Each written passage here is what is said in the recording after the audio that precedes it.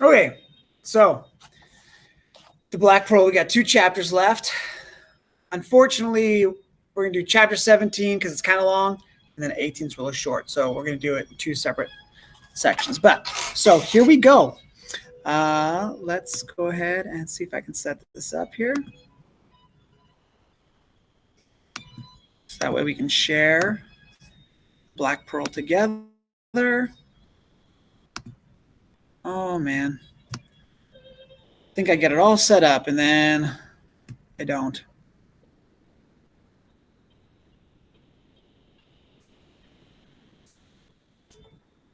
Let's see here.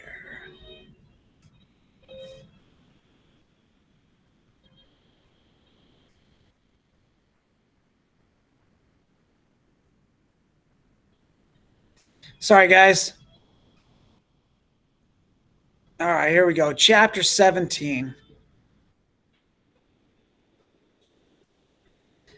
The Monte Diablo swam by once more, again just out of reach, and made a wide circle and came back. As he overtook the boat for the 3rd time that morning, he passed closer than before.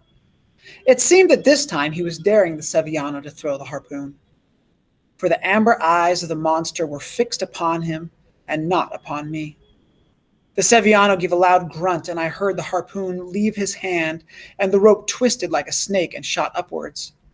A loop caught my foot, and I was thrown against the bulwarks.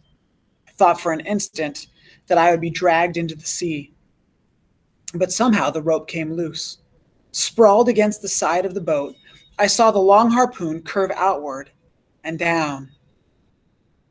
Here's a picture, and you can see the Sevillano standing down here with the harpoon and the big wing of the manta ray, and Ramon is kind of over here on the left side of the boat. Then sink. It struck the Monte Diablo squarely between his outspread wings. A moment later, the rope which held the harpoon snapped taut, and the boat leapt from the sea and fell back with a shudder that rattled my teeth. It then slid back and forth, but once the rope tightened again, it began to move forward. Your friend takes us in the right direction, said the Sevillano, and settled down at the tiller as if he were on his way to a fiesta. At this rate, we should be in Guaymas by tomorrow. But the Monte Diablo swam eastward for only a short distance, and then turned and headed into the west. He swam slowly so that no water came aboard, as if he did not wish to disturb us in any way. He swam along a path straighter than I could have charted with a compass, toward the place we both knew well. Now your friend takes us in the wrong direction, said the Sevillano. However, they soon grow tired, these mantas. Nonetheless, the morning wore on, and noon came, and still the Monte Diablo swam slowly westward. About this time, the Sevillano became restless. He no longer lounged at the tiller, his broad brim hat cocked on one side. Instead, he handed over the tiller to me and took a place in the bow, which gave him a better view of the sea beast and the harpoon it treated like a prick of a pin. From time to time, he would say something to himself and then glance at me with a curious glint in his eyes. I began to wonder if at last he knew that his adversary was not one of the common mantas, which he had little respect for, but the manta, the Monte Diablo itself. I did not have long to wonder. As we came abreast of Isla de los Muertos, he jumped to his feet and drew the long, cork-handled knife from his belt. I thought he meant to cut the rope that bound us to the untiring monster. And for an instant, this may have been in his mind. But then, with an oath, he put the knife away and started to haul on the rope, hand over hand. One hard-earned length at a time, he pulled the boat forward. The Monte Diablo did not change his pace, nor his course through the quiet sea. So steadily we overtook him. In the end, we were so near that I could have reached up and grasped his curved, rat-like tail. At this point, the Sevillano tied the ropes securely at the bow. He tossed his hat aside and took off his shirt and took the knife from his belt. He then filled his lungs with air and let out a sigh thrice over, as if he were going down for a long dive. All this was done with a false smile and a flourish, like a magician getting ready for an act. I had the feeling he had vowed to himself that he would kill the Monte Diablo, no matter how long it took or at what cost. He would kill it to show that, after all, Gaspar Ruiz was more of a man than I could ever hope to be. I thought I had forgotten our old rivalry, that when I found the great pearl, the feud between us had come to an end. I was wrong. It had not ended. Sitting there with my hands folded, as I watched him prepare to kill the Monte Diablo, all the old hatred came back. I jumped up and pulled my knife from its sheath. It was a sharp knife, but not one I would have chosen to fight the Monte Diablo. Now I know that there is no such knife in the world. "We will kill him together," I shouted.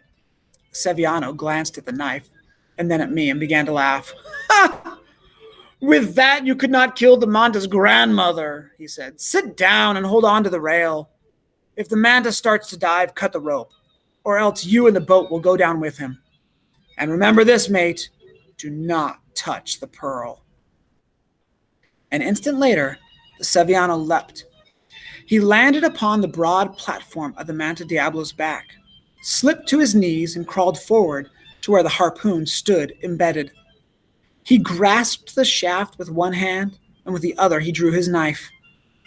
I doubt that the Monte Diablo was aware of him, either when he leapt or when he crawled along its spine, or later as he grasped the harpoon shaft, for it swam steadily on, half in, half out of the water, the pitch-black fins rising and falling without a change. With all the strength of its powerful body, the Seviano plunged the knife deep into the monster's neck until it would go no further.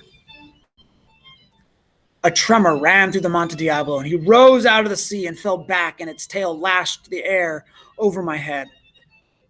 At a second thrust of the blade, as small waves streaked with blood washed across his back, the Monte Diablo struck the sea with his tail, and a dull groan came from deep within him. He raised his fins over his back, as if to brush the Seviano away. Then he dived, and the rope snapped tight, and the boat shot forward, spilling all the provisions into the sea. I had not the least chance to cut the rope, as I had been told to do, in the brief moment before the sea beast disappeared from sight. At once, the boat moved sideways and dipped forward, and the bow scooped up a wave. All in a breath, we were going under when the rope began to fray, then hung by a thread and broke. Seviano was on his knees. In his hands, he held the harpoon. It could have been that he meant to drive the steel barb deeper, but while he knelt there, and bloody spray almost hid him from my view, the end of the parted rope flew forward and wrapped around him, as a rope wraps around a maypole when children set it free. Not a word came from the Seviano, nor a cry. His back was turned toward me, and for a moment I glimpsed the tattoo he was proudest of, the picture across his wide shoulders in red and green and black of him killing the 12-armed octopus. He went down with his sounding enemy, still with the harpoon grasped in his hands. I righted the boat, and after a time found the drifting oars, and rowed back and forth over the place where the Seviano had disappeared. The only thing I saw was a patch of foam, and floating in his cork-handled knife, the blade pointing downward. At sunset, I raised the sail and set a course toward La Paz. Only then did I think of the pearl. It lay in the bow of the boat where the Seviano had put it. The one thing, all of these things, that had not been thrown into the sea.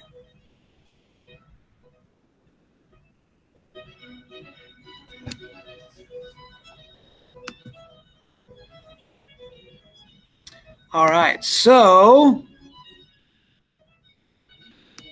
sprawled, where your arms and legs are both wide out, and you're like, sometimes because you fell or you jumped and you landed funny, sprawled out.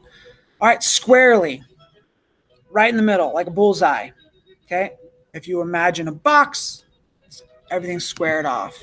All right, taut is when a rope goes tight all the way across. So The Sevillano throws the harpoon into the back of the Monte Diablo, squarely in the back of the shoulders. The line goes taut.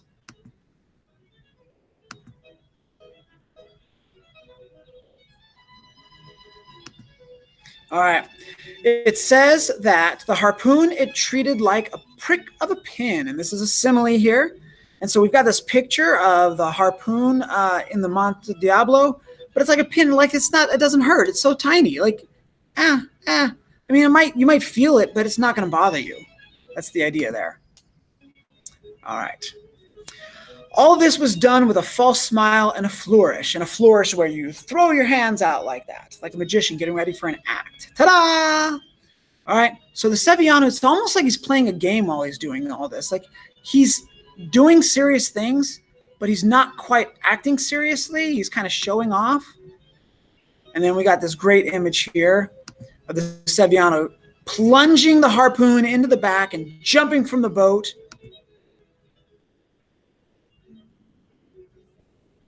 All right. Everything from the boat spilled. So here we've got an image of a boat being dumped, spilling all the provisions into the sea. Everything fell into the ocean. The rope began to rip or fray. Okay. Now, it says that the Sevillano got wrapped up with the rope. And a maypole here, as you can see in the picture, it's a post and you wrap it up with colorful strings and ropes. And so the Sevillano, as the rope broke, it whoosh, came back and wrapped around him. And then the Monte Diablo dove into the ocean. And so the Sevillano is now wrapped up and tied up to the beast, attached to the beast, and it dives underwater. And Ramon, he waits and he searches and he does not find the Sevillano. So, one more chapter to go. I hope you're enjoying this. And so we'll see you when we get there. All right. So hopefully this is helpful to you.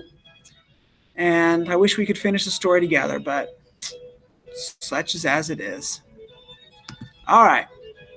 So now we say goodbye until chapter 18. So see ya.